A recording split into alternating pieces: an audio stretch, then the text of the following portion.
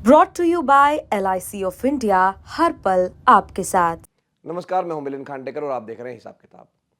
हिसाब किताब के दर्शकों को याद होगा कि पिछले महीने मैंने कहा था कि इनकम टैक्स में कटौती होनी चाहिए।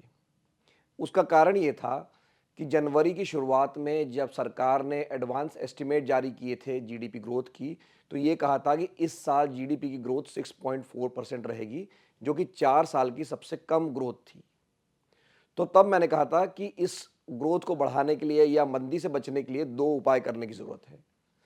पहला, बजट में वित्त मंत्री इनकम टैक्स में कटौती करे और दूसरा, रिजर्व बैंक जल्दी से जल्दी इंटरेस्ट रेट कम करे, ब्याज दरें कम करे ताकि लोन लेना सस्ता हो सके।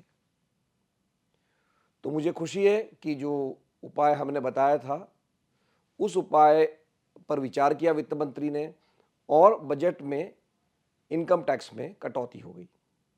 तो पहले ये समझ लीजिए कि इनकम टैक्स को लेकर फैसला क्या हुआ है। तो वित्त मंत्री ने घोषणा ये की है कि 12 लाख रुपये तक अगर आपकी आमदनी है, आय है, तो आपको कोई इनकम टैक्स नहीं देना है। अगर आप सैलरी क्लास से आते हैं तो 75,000 रुपये का और आपको फ़ायदा होगा, क्योंकि 75,000 रुपये का स्टैंडर्ड डिडक्शन मिलता है।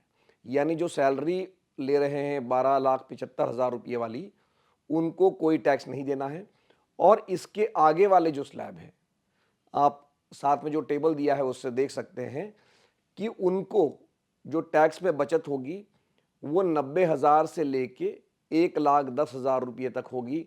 16 लाख से अगर हम 50 लाख तक की रेंज देखते हैं तो इस 1 लाख रुपये का औसत जो है लाभ सबको मिलता दिख रहा है। तो ये हमने उपाय क्यों बताया था कि लोगों को मतलब इनकम टैक्स में कटौती क्यों होनी चाहिए।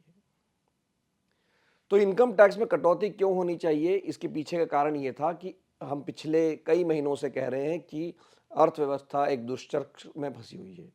दुष्चक्र का मतलब ये है कि एक तरफ कुआं है, एक तरफ खाई है। हमारी ग्रोथ भी कम हो रही है और महंगाई भी काबू में नहीं आ रही है। लोगों की ज़िंदगी मुश्किल हो गई है। और इसका एक उदाहरण जो है वो दिया इकोनॉमिक सर्वे ने। इकोनॉमिक सर्वे ने एक डेटा पेश किया जिसको मैंने ट्विटर पे या एक्स पर भी एक थ्रेड पर लिखा था कि पिछले 5 सालों में लोगों की आमदनी, जो उसका कंपाउंडेड एनुअल ग्रोथ रेट मतलब CAGR है, वो जो दर है बढ़ने की वो 5% है। सैलरी 5% बढ़ी है और महंगाई बढ़ी है 5 से 6%। मतलब ये हुआ कि 2019 में आप जो सामान 25,000 रुपये में खरीद रहे थे, आज आपकी सैलरी हो गई 32,000 रुपये। लेकिन वही सामान, वही सर्विस, स्कूल की फीस, सब्जी, अनाज, टेलीफोन का बिल, जो भी आपके खर्चे थे 25,000 रुपये में, उसके लिए अब आपकी तनख्वाह तो बढ़ गई, 32,000 रुपये हो गई 5% के CAGR के हिसाब से। लेकिन खर्चा भी उतना हो गया, मतलब आमदनी या तो जहाँ की तहाँ रह गई या थोड़ी घट गई।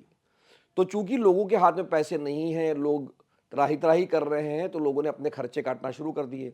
और जब लोगों ने खर्चे काटना कम कर दिए तो इसका असर अर्थव्यवस्था पे दिखने लगा। ये याद रखिए कि जो 60% हमारा जीडीपी है, 60%, वो आता है हमारे और आपके खर्चों से, जिसको हम कहते हैं कि प्राइवेट एक्सपेंडिचर से आता है। तो ये जब लोगों ने अपना खर्चा कम करना शुरू किया तो उसका एक परिणाम ये हुआ कि जो FMCG कंपनियां हैं, खास करके जो बिस्किट बेचती है, चाय पत्ती बेचती है, शैम्पू बेचती है, साबुन बेचती है, जैसे कि हिंदुस्तान लीवर है, ITC है, इस तरह की कंपनियों ने ये बताना शुरू कर दिया कि शहरी क्षेत्रों में उनका माल नहीं बिक रहा है। इन कंपनियों का बड़ा मार्केट होता था शहर, लेकिन वहीं इनका माल नहीं बिक रहा है। और कमोबेश अगर हमने देखा है, जो एक डेटा मैंने पिछले हफ्ते भी पेश किया था कि जो कंपनियों की जो सेल्स ग्रोथ है, मतलब जो उनका कुल बिक्री है, वो 4% ही रही है, 4% ही बढ़ी है। मतलब महंगाई से भी जो है, महंगाई के बराबर भी उनकी महंगाई अगर 5% है तो उनकी बिक्री हो रही 4%, जबकि कम से कम महंगाई को तो उसको मैच कर लेना चाहिए था। तो कहने का आशय ये है कि ये जो खपत नहीं हो रही थी, ये सबसे बड़ी समस्या थी इकोनॉमी की। और इसका परिणाम कंपनियों पर पड़ रहा था, कंपनियों के प्रॉफिट पे पड़ रहा था और अंततोगत्वा शेयर बाजार में भी इसका परिणाम हमें देखने मिल रहा है। शेयर बाजार नीचे ही जा रहा था क्योंकि कंपनियों का मुनाफा बढ़ने की उम्मीद अभी तक कहीं नज़र नहीं आ रही थी। तो ऐसे में जब इनकम टैक्स में कटौती होती है तो ये लगता है कि लोगों के हाथ खुलेंगे, वो पैसा खर्च करेंगे। तो मुझे लगता है कि जो वित्त मंत्री को या भारत सरकार को जो काम करना था, एक कदम उठाना था कंजम्पशन बढ़ाने के लिए, खपत बढ़ाने के लिए, वो तो उन्होंने उठा दिया। अब जो गेंद है वो है रिजर्व बैंक के फाले में। रिजर्व बैंक के नए नए गवर्नर आए हैं, संजय मल्होत्रा। उनकी अध्यक्षता में एमपीसी मतलब मॉनेटरी पॉलिसी कमेटी की बैठक होनी है 5 से 7 फरवरी तक और इस कमेटी को अब ये तय करना है कि ब्याज दरें घटाई जाए या नहीं। याद रखिए कि 2 साल से ज़्यादा वक्त हो गया है, ब्याज दरें बढ़ी हुई है जहाँ की तहाँ है। इनको बढ़ाया ये कहकर गया था कि महंगाई बढ़ गई है और महंगाई को काबू करने के लिए हमेशा एक रामबाण उपाय जो रिजर्व बैंक के पास होता है वो ये होता है कि ब्याज दरें बढ़ा दीजिए ताकि मांग घट जाएगी और मांग घट जाएगी तो महंगाई घट जाएगी। लेकिन महंगाई अभी भी काबू में नहीं आई है। 4% जो लक्ष्य रिजर्व बैंक से उससे वो दूर है। लेकिन दूसरी समस्या अब ये खड़ी हो गई है कि जो ग्रोथ रेट है भारत का जीडीपी का, वो कल इकोनॉमिक सर्वे भी कह रहा है कि 6.3 से 6.8% रहेगा। मतलब वो अभी भी 7% से बाहर नहीं जा रहा है।